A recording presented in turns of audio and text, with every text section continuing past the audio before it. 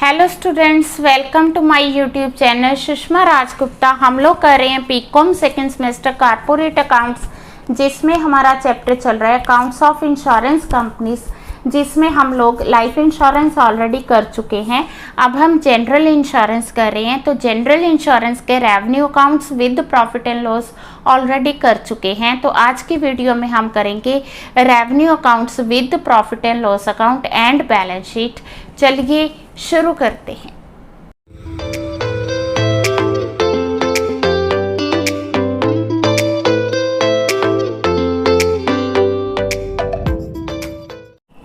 हाँ जी, आज हम करेंगे 25th एग्जाम्पल, जिसमें हमने फायर इंश्योरेंस, मराइन इंश्योरेंस और एक्सीडेंटल इंश्योरेंस तीनों को कवर करना है, plus profit and loss account और बैलेंस शीट तैयार करनी है। ठीक है, तो सबसे पहले हम करें रेवेन्यू अकाउंट। रेवेन्यू अकाउंट जब हम शुरू करेंगे तो हम तीनों का इकट्ठी फायर का, मराइन का और एक्सीडेंट का करेंगे। हाँ जी, इसके लिए हमें सबसे पहले चाहिए प्रीमियम अर्न्ड। हाँ जी, प्रीमियम अर्न्ड में हमें दिया हुआ है premium of fire insurance, then marine insurance, then accident insurance. इसके अलावा हमें क्वेश्चन में दिया हुआ है क्या, opening balance of the funds, that is fire insurance, marine और एक्सीडेंट, तीनों का ओपनिंग बैलेंस भी दिया हुआ है। ठीक है, हम लोग कैसे करेंगे। हाँ जी, प्रीमियम अर्न्ड जो हमें दिया हुआ है, ठीक है, उसके बाद ओपनिंग फंड जो है हम इसमें ऐड करेंगे और जो क्लोजिंग रिजर्व है वो माइनस करेंगे। अब क्लोजिंग रिजर्व हमने कैसे लेना होता है, फायर का 50%, मेराइन का 100% और एक्सीडेंट का 50%। 50% किसका, इसका नेट प्रीमियम का।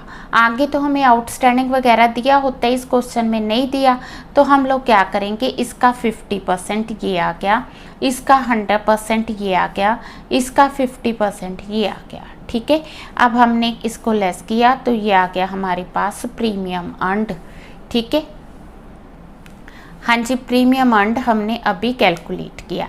इसके बाद हमें चाहिए क्लेम्स। ठीक है जी, हमें जो इन्फॉर्मेशन दी हुई है क्लेम्स की, एक तो ये क्लेम्स दिए, दूसरा हमें ओपनिंग क्लेम्स दिए आउटस्टैंडिंग, देन हमें दिए क्लेम्स आउटस्टैंडिंग क्लोजिंग। ठीक है ना, 18 के क्या हो गए, क्लोजिंग। हाँ जी, क्लेम्स हमें दिए हुए, ये आगे हमारे क्लेम्स, इसमें हम ओपनिंग प्लस कर देंगे और क्लेम्स आउटस्टैंडिंग 18, यानी कि ये क्लोजिंग आउटस्टैंडिंग है, इसको प्लस करेंगे, जो ओपनिंग आउटस्टैंडिंग है उसको माइनस करेंगे, तो ये आगे हमारे पास नेट अमाउंट।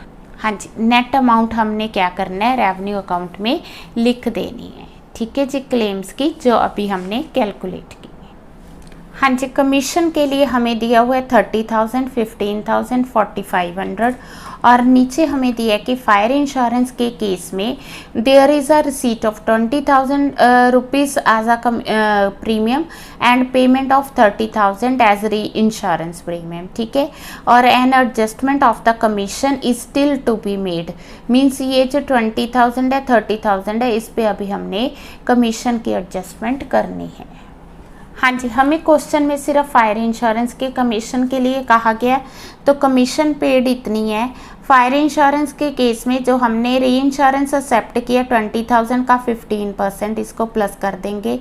जो री इंश्योरेंस सीटेड है उसकी 30,000 की 15% हम लोग क्या करेंगे, माइनस कर देंगे, दैट इज़ 4,500। तो ये आ गया 28,500, बाकी दोनों सेम है। हाँ जी, 28,500। ठीक है जी, तो अब रह गए ऑपरेटिंग एक्सपेंस। हाँ जी, ऑपरेटिंग एक्सपेंसेस में हमें एक्सपेंसेस ऑफ मैनेजमेंट दिए हुए हैं। ठीक है जी, और साथ ही हमें दिया हुआ है, ये हमें एक्सपेंसेस ऑफ मैनेजमेंट दिए हैं और साथ ही हमें फॉरेन टैक्सेस दिए हुए हैं मैराइन के। ठीक है, ये जो फॉरेन टैक्सेस है इसमें ऐड हो जाएंगे, बाकी ये दोनों सेम रहेंगे। ठीक है जी, क्लियर है। ठीक है जी, ये हमारे पास रेवेन्यू आ गए और ये हमारे पास जो है एक्सपेंसेस का टोटल आ गया, इसमें से इसे माइनस किया तो पहले केस में हमें प्रॉफिट हुए हैं, सेकंड केस में हमें क्या हुआ है, लॉस हुई है, और थर्ड केस में भी लॉस हुई है। अब हम प्रॉफिट एंड लॉस अकाउंट बनाएंगे। प्रॉफिट एंड लॉस अकाउंट में सबसे पहले तो ये हमारे प्रॉफिट आ गए, ये दोनों लॉसेस आ गई और नेट प्रॉफिट आ गए 7462। यहाँ तक तो क्लियर हो गया ना। इसके बाद हमने इंटरेस्ट एंड डिविडेंड लेना है और ये हमें जनरल का दिया हुआ था। हाँ जी, इंटरेस्ट एंड डिविडेंड जनरल का 2400 आफ्टर TDS।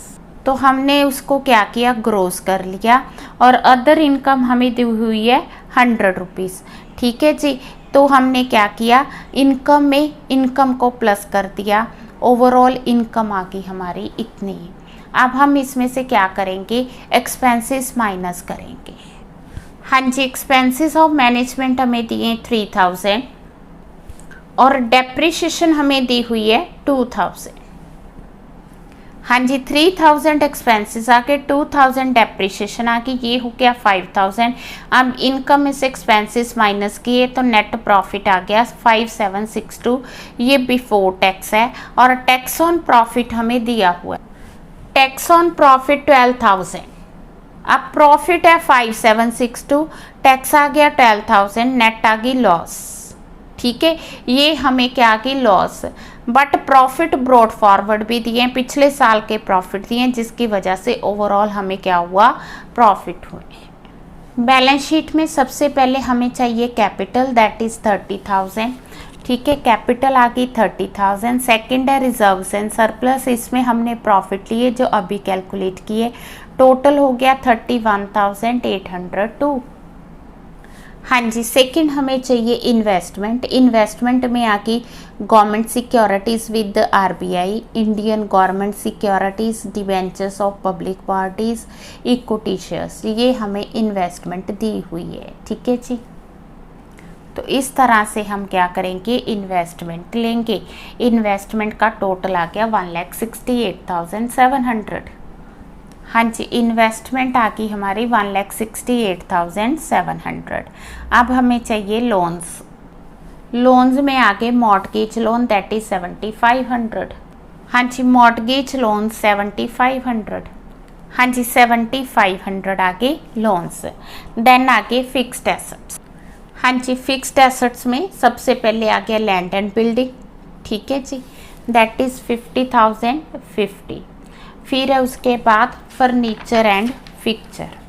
फर्नीचर हमें क्वेश्चन में दिया हुआ है कितना, कॉस्ट 8400 और ये दी है उसकी बुक वैल्यू।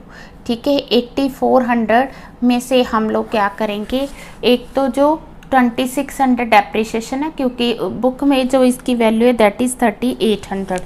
ठीक है, एक तो वो माइनस करेंगे। दूसरा हमने provision for depreciation on furniture create किया 2000 का।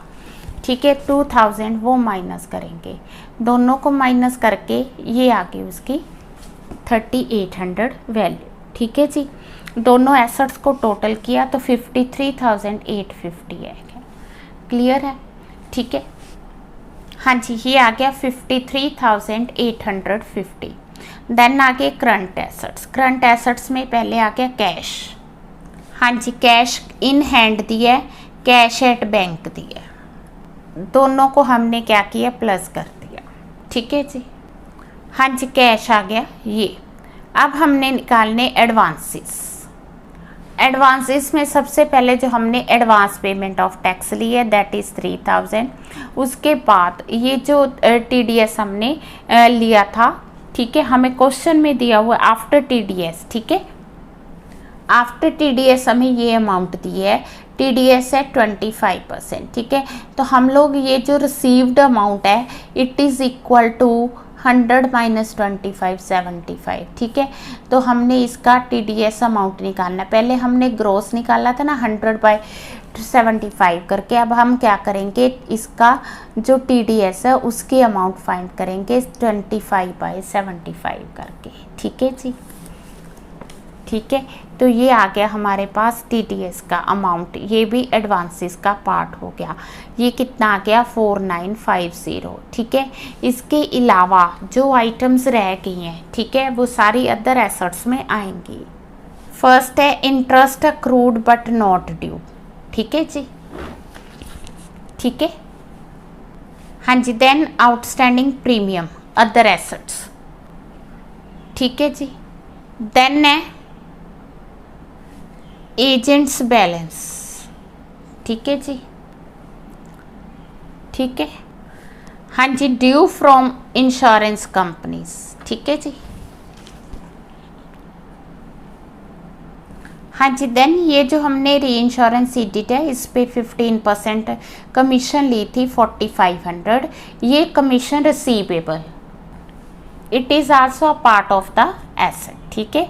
इसके बाद आके सन्ड्री डेटर्स, सन्ड्री डेटर हमें कितने दिए, हाँ जी 4500, ठीक है जी। तो इसमें हमें provision for doubtful debt, provision for doubtful debts है 2000, ठीक है। 4500 में से 2000 लेस करेंगे 2500 आ गया। देन स्टॉक ऑफ स्टेशनरी जो रह गया दैट इज़ 140, ठीक है जी, स्टेशनरी स्टॉक 140, ठीक है। तो ये इसका टोटल आ गया 37,540, ठीक है। ये हमारे पास है 4950 और टोटल आ गया हमारे पास 42,490, हाँ जी 42,490, हाँ जी। इसी तरह से करंट लाइबिलिटीज़ लेंगे, सबसे पहले ड्यू टू अदर कंपनीज 3450, ठीक है, क्लियर है, हाँ जी। देन आगे क्रेडिटर्स 7250, हाँ जी। देन है क्लेम्स आउटस्टैंडिंग, ठीक है, क्लेम्स आउटस्टैंडिंग 20,000, 5,000, 3,250, 28,250, 28,250, हाँ जी। अनक्लेम्ड डिविडेंड 850, अनक्लेम्ड डिविडेंड 850, ठीक है जी।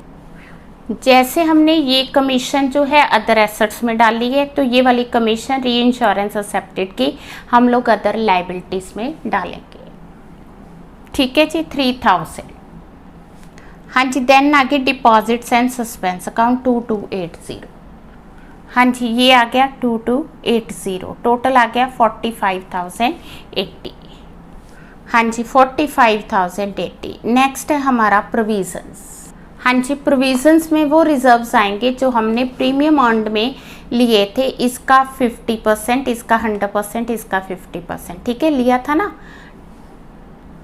हाँ जी। टोटल ऑफ प्रोविज़न आ गया, तीनों को प्लस किया 2,03,488, 2,03,488, ठीक है। तो ये लाइबिलिटीज़ होगी हमारे पास 2,48,568, लाइबिलिटीज़ ज़्यादा है, जो एसेट्स हैं वो कम है, ठीक है, करंट एसेट्स। तो यहाँ पे नेगेटिव बैलेंस आ गया, दिस माइनस दिस, ये नेगेटिव बैलेंस आ गया। ये हमारे पास पॉजिटिव बैलेंस है एप्लीकेशन ऑफ फंड्स का, इसमें से इसको माइनस किया तो वो 31,802। अगर हम सोर्सेज ऑफ फंड देखें तो वो भी 31,802 है, इट मीन्स कि बोथ साइड्स आर इक्वल, ठीक है जी, क्लियर है। तो इसके अलावा हमें एक कंटीजेंट लाइबिलिटी दी हुई है, कॉन्टीजेंट लाइबिलिटी तो हम जो है बैलेंस शीट के बाद ही लिखते हैं, वो ये है कि there is uncalled liability 75,000 in case of partly paid shares, ठीक है। तो वो कॉन्टीजेंट लाइबिलिटी है जिसे एट द एंड शो किया जाएगा। क्वेश्चन लेंथी है बट डिफ़िकल्ट नहीं है, बट आप लोगों को परफॉर्मा याद करना होगा। आपने देखा होगा जैसे जैसे सीक्वेंस में मैंने आइटम्स लिखी थी मैं पढ़ती गई और उसमें से फाइंड करती गई। तो पहले आपको परफॉर्मा याद करना है, फिर आपने देखना है कि किस में क्या आएगा। बट ये सारी चीज़ें इतने अकाउंट्स करने के बाद बैंकिंग के जो है किसी भी कंपनी के, तो ये चीज़ें बड़े आराम से समझ आ जाती कि शेयर कैपिटल में क्या आएगा, रिजर्व्स एंड सरप्लस में क्या आएगा, क्योंकि यही चीज़ें हम लोग करते आ रहे हैं। इन्वेस्टमेंट में हमें पता है इन्वेस्टमेंट ही आएगी, फिक्स्ड एसेट्स में कौन से एसेट्स आएंगे, करंट में कौन से आएंगे, अदर्स में कौन से आएंगे, ठीक है। बट एक बार आपने गो थ्रू जरूर होना अच्छे से, और परफॉर्मा तब तक लिखना जब तक कि आपको ऑरली याद नहीं होता, ठीक है जी। तो वीडियोस अच्छी लगी आपने लाइक करनी है, चैनल को अभी तक नहीं सब्सक्राइब किया तो ज़रूर सब्सक्राइब करना। एग्ज़ाम्स बिल्कुल नज़दीक आ गए हैं, अच्छे से प्रैक्टिस करनी, ठीक है। हमेशा खुश रहें और ज़्यादा से ज़्यादा वीडियो शेयर करें। Thank you.